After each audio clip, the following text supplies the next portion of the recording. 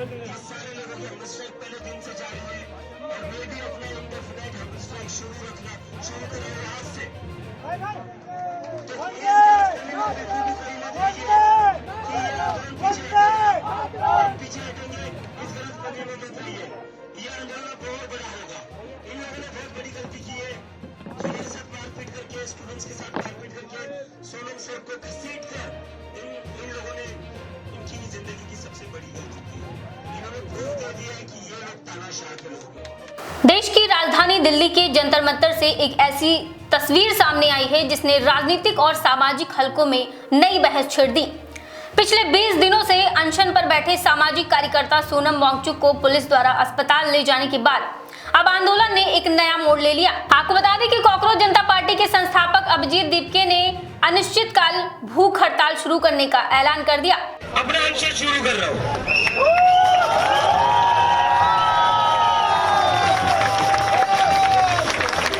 मैं आज से अनशन अपना शुरू कर रहा हूँ। हमारा 20 जुलाई का मार्च भी होगा और मेरा अनशन भी जारी रहेगा। इन लोगों को लग रहा है ये सोनम सर को अंदर करके इस सोनम सर को यहाँ से उठाकर आंदोलन खत्म कर सकते हैं। आंदोलन खत्म नहीं होगा। अभिजीत दीपके का कहना है कि अब तक उनका आंदोलन केवल शिक्षा मंत्री धर्मेंद्र प्रधान के इस्तीफे की मांग तक सीमित था, लेकिन अब जंतर मंतर पर हुई घटनाओं के बाद उन्होंने प्रधानमंत्री नरेंद्र मोदी के इस्तीफे की मांग भी उठाने का फैसला लिया है। उनका आरोप है कि सोनम वांगचुक को जिस तरह से ये जंतर मंतर से हटाया गया है वो लोकतांत्रिक मूल्यों के खिलाफ है और इससे आंदोलन को दबाने की कोशिश की गई है। दीपके ने दावा किया है कि घटना वाले दिन वो कुछ समय के लिए जंतर मंतर से बाहर गए हुए थे। इसी दौरान पुलिस वहां पहुंची और सोनम वांगचुक को अस्पताल ले गई। उन्होंने आरोप लगाया है कि पुलिस ने प्रदर्शनकारियों के साथ सख्ती की, कई छात्रों को रोका गया और कुछ लोगों के साथ धक्का मुक्की की गई। हालांकि इन आरोपों पर पुलिस की ओर से अलग अलग बयान सामने आ रहे हैं और मामले को लेकर राजनीतिक प्रतिक्रियाएं भी तेज हो गई हैं। अनशन की घोषणा करते हुए अभिजीत दीपके ने कहा है कि आंदोलन अब रुकने वाला नहीं है। उन्होंने अपने समर्थकों और देश भर के लोगों से अपील की है कि वे शांतिपूर्ण तरीके से विरोध दर्ज कराएं और लोकतांत्रिक अधिकारों की रक्षा के लिए आवाज उठाएं। आपको बता दें कि उन्होंने ये भी कहा है कि 20 जुलाई को प्रस्तावित संसद मार्च अपने तय कार्यक्रम के अनुसार आयोजित किया जाएगा और उनका अनशन भी जारी रहेगा। इस बीच जंतर मंतर और सफदरजंग अस्पताल के आसपास सुरक्षा व्यवस्था बढ़ा दी गई है। कई राजनीतिक दलों के नेताओं और सामाजिक कार्यकर्ताओं भी इस पूरे घटनाक्रम पर प्रतिक्रिया दे रहे हैं।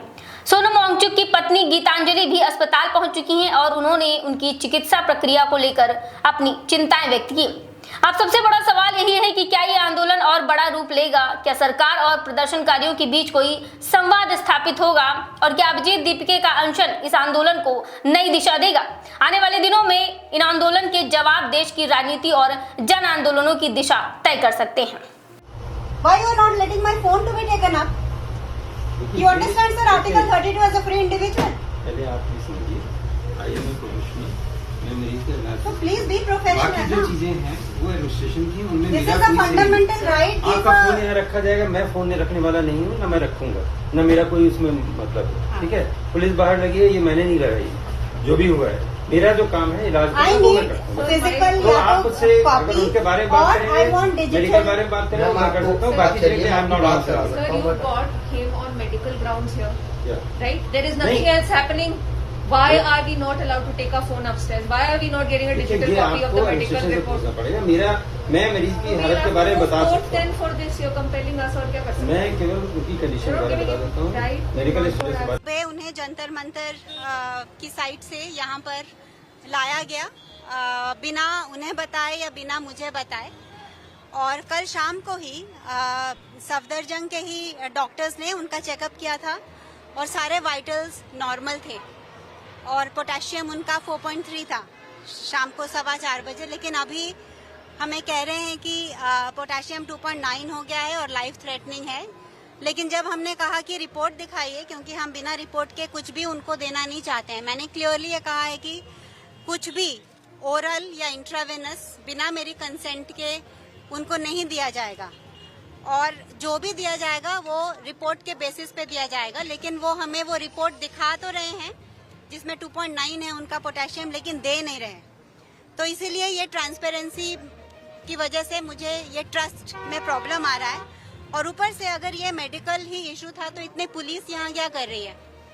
और सेकेंडली हमारा फ़ोन हमें क्यों नहीं ले जाने दिया जा रहा सोनम को। तो ये जैसे सफदरजंग हॉस्पिटल नहीं है, जैसे सफदरजंग प्रिजन है ऐसा लग रहा है।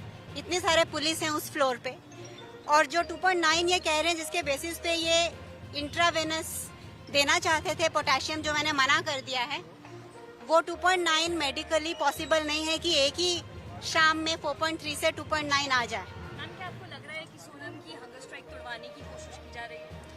हाँ, डेफिनेटली ये तो उनकी रूल बुक का ही एक पार्ट है।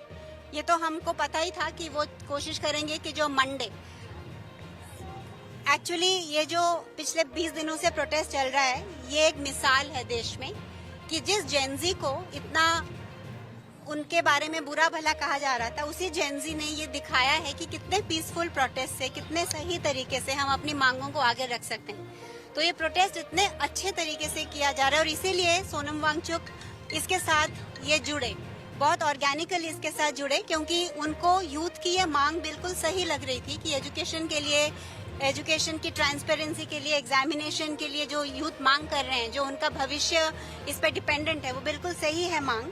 और जो ये यूथ मूवमेंट चल रहा था, वो इसीलिए इसके साथ जुड़े ताकि ये गलत लोग इसका गलत इस्तेमाल ना करें, ताकि वो अगर इसके साथ रहेंगे तो वो इसको गाइड कर सकते हैं इस मूवमेंट को। और वही हमने देखा कि पिछले 20 दिनों में जैसे सोनम पहले अनशन करते आए हैं पीसफुल प्रोसेस से, किसी को बिना तकलीफ दे हुए, वैसा चल रहा है। तो इसीलिए कोई कारण नहीं है इनके पास कि मंडे की जो यात्रा है उसको रोक सके। लेकिन ये जानते हैं कि अगर मंडे मॉर्निंग यात्रा जो निकलनी है, अगर वो निकलेगी तो वो जस्ट दिल्ली में नहीं निकलेगी, पूरे देश में निकलेगी, क्योंकि हर शहर ये प्लान कर रहा है कि वो उसी वक्त वो भी यात्रा करे। और अगर सोनम की तबीयत, मुझे तो नहीं लगता कि उसमें कुछ खराब है, उनकी तबीयत बिल्कुल ठीक है, और हम एक थर्ड पार्टी लैब से दोबारा वो टेस्ट रिपीट करने जा रहे हैं बिना उनको दवाई देने के पहले, और वो बिल्कुल ठीक हो जाएंगे और वो यात्रा के लिए रेडी होंगे। और ये आंदोलन बाकी के बच्चों ने, इंक्लूडिंग अभिजीत ने, जारी रखा है। और अगर सोनम ना भी ज्वाइन कर सके वो यात्रा को, तो मैं उनको रिप्रेजेंट करते हुए वो यात्रा को लीड करूंगी, और वो होगा मंडे को। जो प्लान है वो ऐसा नहीं है कि सोनम को अगर वहां से जबरदस्ती ले आए हैं तो वो रोक सकते हैं। अमीन हमारे बहुत सारे लोगों की हंगर स्ट्राइक पहले दिन से जारी है, और मैं भी अपना इंडेफिनाइट हंगर स्ट्राइक शुरू कर रहा हूँ आज से। तो इस सिलसिले में बिल्कुल भी कोई मत रहिए कि ये आंदोलन पीछे हटेंगे, इस गलत फहमी में मत रहिए। ये आंदोलन बहुत बड़ा होगा। इन लोगों ने बहुत बड़ी गलती की है, मेरे साथ मारपीट करके, स्टूडेंट्स के साथ मारपीट करके, सोनम सर को घसीट कर इन लोगों ने इनकी जिंदगी की सबसे बड़ी गलती की है। इन्होंने प्रूफ दे दिया है कि ये लोग तानाशाह के लोग हैं। इन लोगों ने प्रूफ दे दिया है कि ये तानाशाह के गुंडे हैं। ये डेमोक्रेसी नहीं होती है। किसी भी डेमोक्रेसी में कोई इंसान शांतिपूर्ण तरीके से प्रदर्शन कर रहा है, उसको ऐसे घसीट कर नहीं लेकर जाते। मुझे भी सड़कों पर मारा, घसीटा गया आज सुबह, जब मैं जंतर मंतर आने की कोशिश कर रहा था। दिल्ली के पुलिस वालों ने मुझे भी सड़कों पर घसीटा, मारा और कहा तो कैसे जंतर मंतर जाते हैं हम देखते हैं। और जैसे ही सोनम सर को यहाँ से उठाने गए तो कहता चला जा, जहाँ जाना। लेकिन फिर भी जंतर मंतर में आने देने से मुझे यहाँ दीवार टाफ कराना पड़ा। इन लोगों को लग रहा था ये हमारा आंदोलन खत्म कर सकते हैं, कमजोर कर सकते हैं, कमजोर नहीं होगा। मैं आज से अपना इंडेफिनाइट हंगर स्ट्राइक शुरू करने जा रहा हूँ। दिल्ली के सभी लोगों से मेरी अपील है, देश भर के सभी लोगों से मेरी अपील है, अब ये आंदोलन आपको आगे बढ़ाना है, आप लोगों को इसकी ताकत बनना है। तो मैं सभी लोगों से अपील करता हूँ, सभी के सभी लोग जंतर मंतर आइए, जहाँ से हमारा आंदोलन जारी रहेगा, और जो हमारा 20 जुलाई का मार्च है वो हम करके रहेंगे।